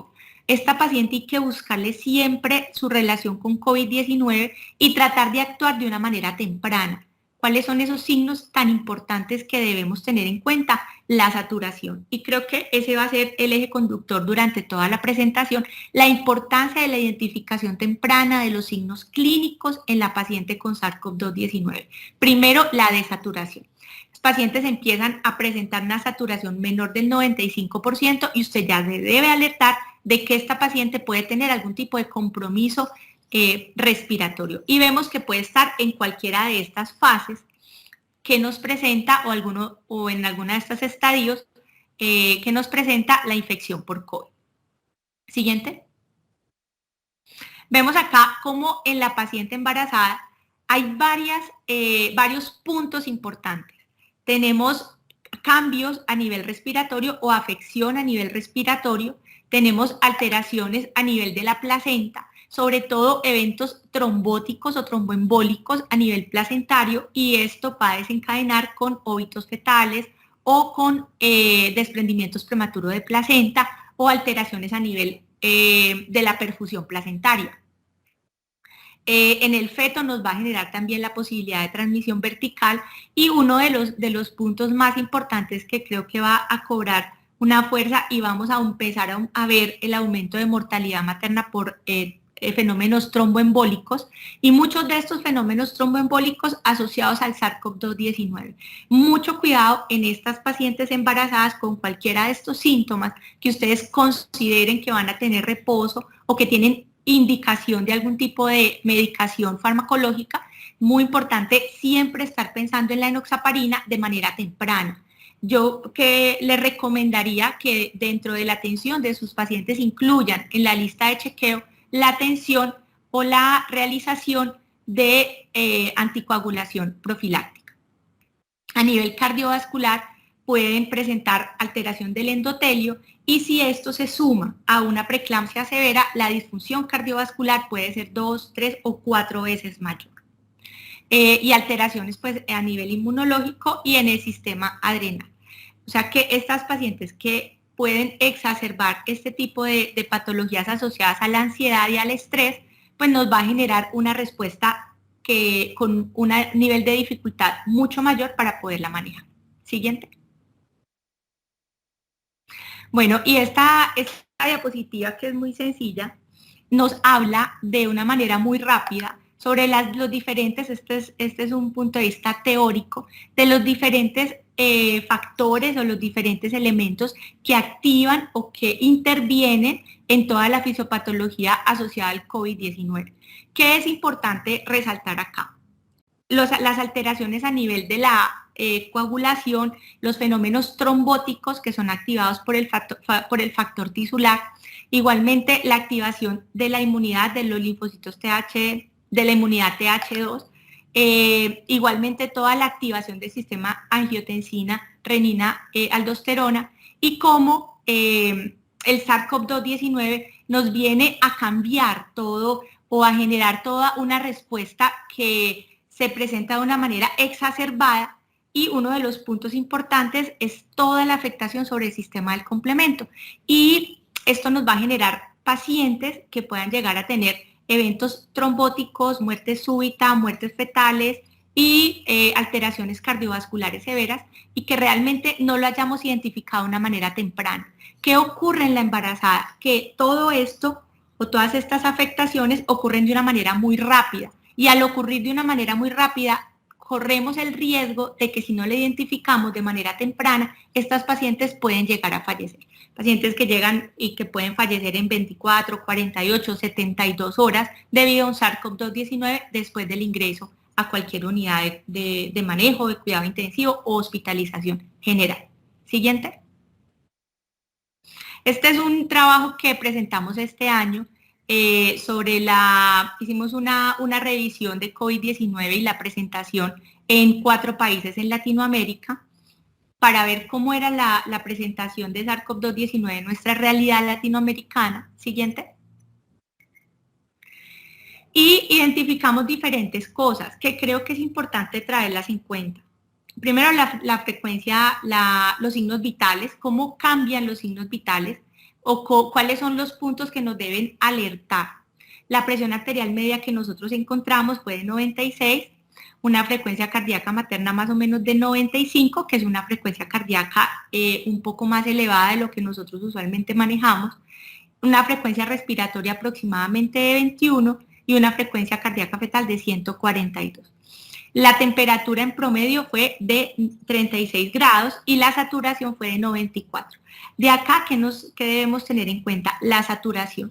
La saturación de oxígeno es uno de los puntos más importantes a valorar en cualquier tipo de paciente gestante, y mucho más ahora en estos tiempos de pandemia. Siguiente. Puntos importantes. Paciente con fiebre, mire, es el principal signo y a veces nosotros la desestimamos la fiebre como un signo de infección, sobre todo por SARS-CoV-2. Mucho cuidado en las pacientes posparto que requieren manejo de hemorragia posparto y que puede presentar fiebre después del uso de misoprostol, que a veces uno lo relaciona con eso. Muchas de estas pacientes posparto inician sus primeras manifestaciones precisamente en su periodo puerperal. Pacientes que lleguen a tener tos, y otro punto importante son mialgias, pacientes que lleguen solo con dolor en miembros inferiores, en miembros superiores, y ya un grupo mucho más pequeño llega con signos claros de dificultad respiratoria y otras alteraciones como cefalea, anosmia, que no es tan frecuente en la paciente gestante, pero también se puede presentar, y disminución de movimientos fetales. En la revisión que nosotros realizamos, un grupo de pacientes llegó solamente por disminución de movimientos fetales. Entonces, mire que hay que tener en cuenta las diferentes manifestaciones para poder actuar de una manera temprana. Siguiente. Dentro de los paraclínicos, que es algo que también debemos ir mejorando, es la solicitud de todos los exámenes en las pacientes cuando ingresan. Nosotros como obstetras a veces no estamos tan relacionados con los gases arteriales, pero creo yo que en este momento es inmediato que todos empecemos a relacionarnos con los gases arteriales y de eso, ¿qué vamos a revisar? Entonces, dentro de los laboratorios, que es importante solicitar a todas las pacientes que lleguen con cualquiera de estas manifestaciones. Hemoglobina, revisar los leucocitos, las plaquetas, revisar siempre la creatinina, pensar en una proteína C reactiva, pedir siempre los marcadores de disfunción, ferritina, y tener en cuenta un examen que a veces no lo tenemos tan en cuenta, que es el fibrinógeno. Fibrinógeno nos puede hablar sobre disfunciones a nivel hematológica de una manera temprana, antes que estas pacientes lleguen a presentar el parto o la cesárea. Y dentro de los gases arteriales, muy importante el pH, que siempre debe estar por encima de 7.4. La PO2, miren en esta serie, la PO2 en promedio es de 83 y la PO2 de la paciente gestante siempre debe estar por encima de 100 de una manera normal. Alterado, solamente toleramos PO2 menores de 80, mayores de 80. Y signos también como la PCO2, que está alrededor de 25, y los niveles de bicarbonato. Otro de los puntos que nosotros valoramos en los gases arteriales es el lactato y la base exceso. Deben estar la base exceso no menor a -3 o -4, o sea que si usted tiene dentro de los gases arteriales una base exceso de -5, de -6, de -7, así usted vea que la paciente aparentemente está bien, la paciente no está bien. Otro de los parámetros que se requieren, el dímero D y la troponina, que también nos habla de severidad y de compromiso, sobre todo en la paciente gestante. Siguiente. Muy importante, vamos a hablar un poquito sobre el soporte ventilatorio en COVID y embarazo. Siguiente.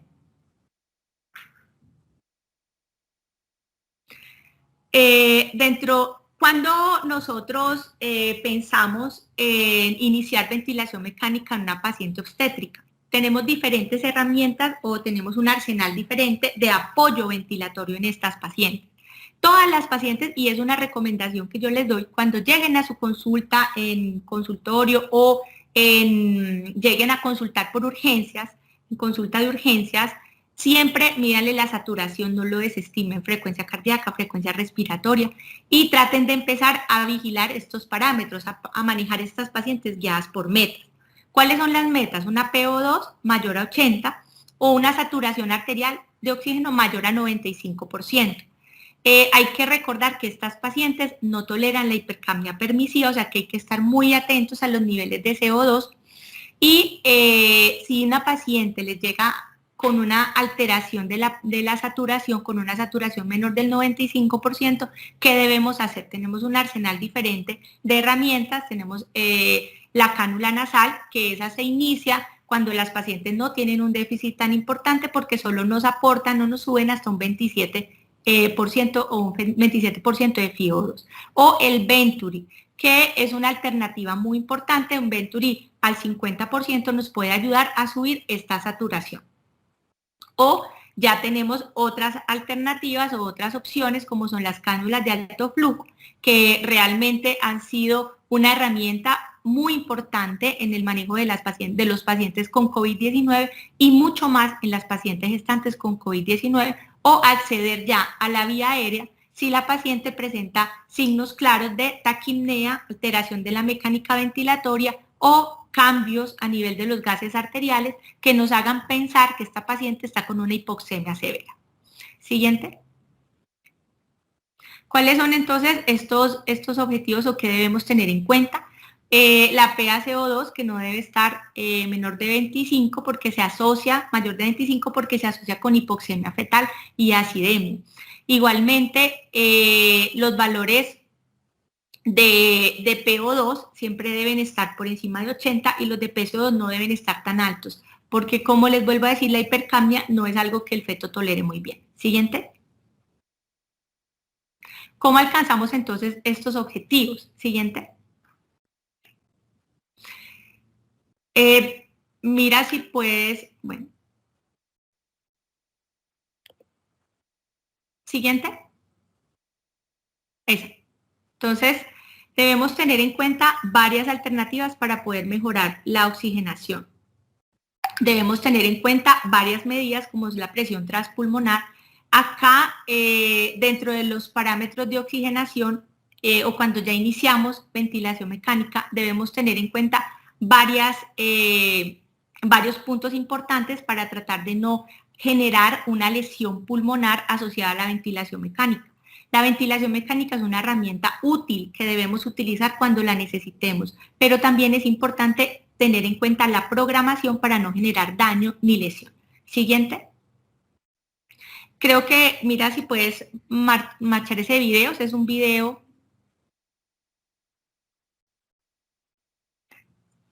Este es un video donde nos habla o donde vemos el reclutamiento alveolar. En este vemos cómo al colocar una presión positiva o una ventilación mecánica invasiva, todos esos alveolos que ustedes ven colapsados por diferentes razones, al aplicar la presión se empiezan a ser más funcionales y a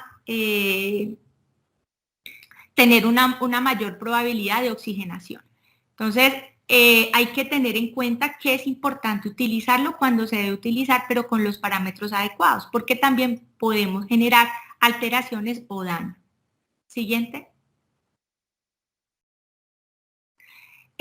Como les digo, el iniciar maniobras de reclutamiento o iniciar presión positiva puede generar disminución a nivel de la placenta, disminución del flujo sanguíneo a nivel placentario, alteración o vasoconstricción a nivel uterina, alteraciones placentarias, estados fetales no tranquilizadores.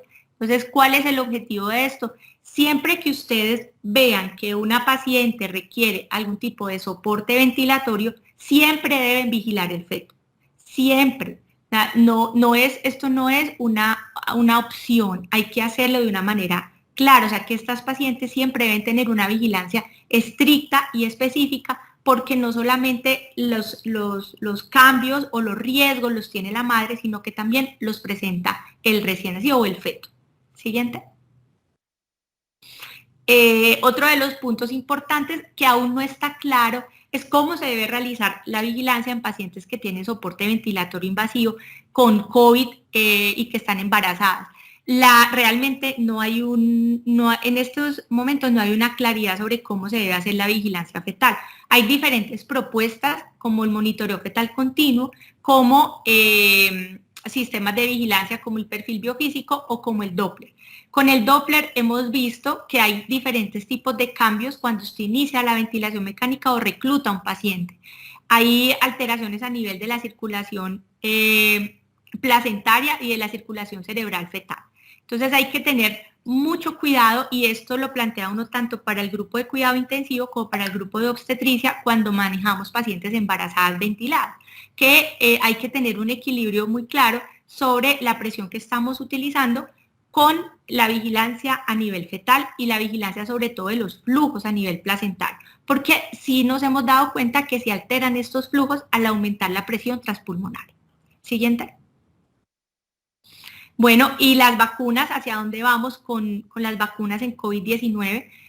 Actualmente a nivel nacional hay un reporte de vacunación en embarazadas del 47%, pero esto no es suficiente para lo que viene.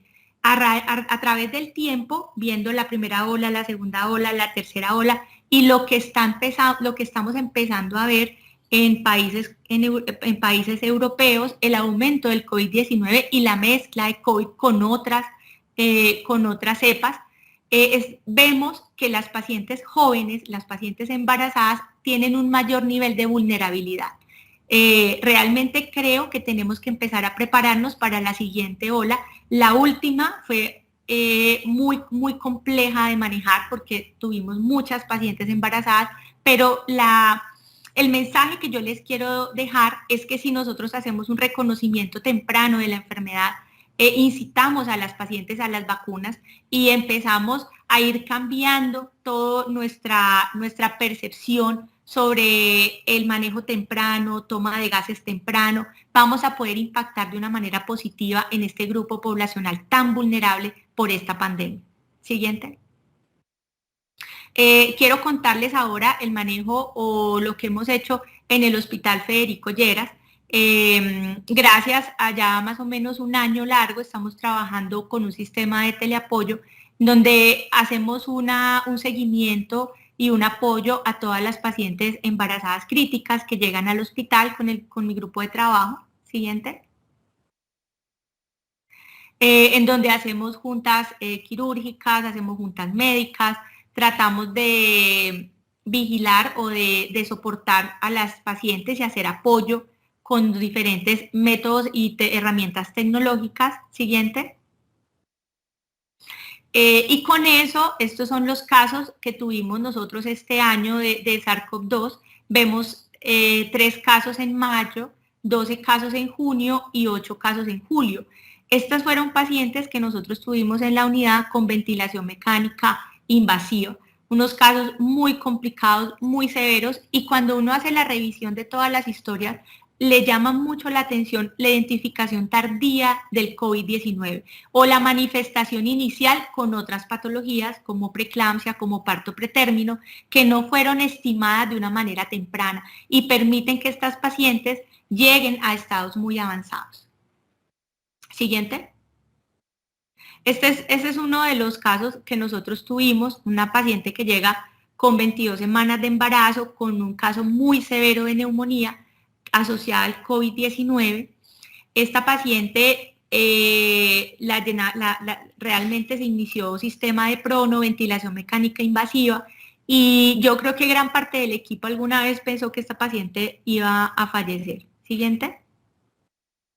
Una placa de tórax pues, con un compromiso muy importante a nivel de ambos campos pulmonares, y esto vuelvo nuevamente a recordar que no se debe desestimar. Estas pacientes deben solicitarle placa de tórax y gases. Creo que la placa de tórax y gases en este tiempo de pandemia se debe volver igual que la monitoría fetal para la vigilancia y control de estas pacientes. Siguiente. Y después de un mes de manejo, la paciente sale embarazada. Durante ese tiempo se presenta una alteración en el crecimiento, una restricción de crecimiento intrauterino. La paciente posteriormente sale a la casa con vigilancia de todo el grupo de perinatología del Hospital Federico Lleras, al cual realmente admiro muchísimo por todo su trabajo, y esta paciente pudo llegar a terminar un embarazo a término con realmente un resultado que nos ha sorprendido a todos, con un feto con una adecuada respuesta. Siguiente. Definitivamente que este espacio, quiero agradecer a todo el equipo de trabajo del Hospital Federico Lleras, que sin todo el grupo, enfermeras, terapeutas, todos mis colegas ginecólogos, las médicas generales con las cuales estamos trabajando, no hubiera sido posible tener estos resultados. Realmente es algo que nos emociona y que nos hace dar muchas fuerzas para seguir adelante y esperar lo que viene. Yo pienso que el futuro no va a ser tan alentador, creo que vamos a tener retos muy importantes, pero que si todos empezamos a trabajar pensando en la severidad del COVID-19 y no lo desestimamos, podemos tener resultados mucho más positivos y tratar de que el Tolima sea una zona libre de COVID-19 en pacientes gestantes. Siguiente. Muchísimas gracias a todo mi equipo de trabajo y no sé si tengan preguntas sobre la presentación. Muchas gracias.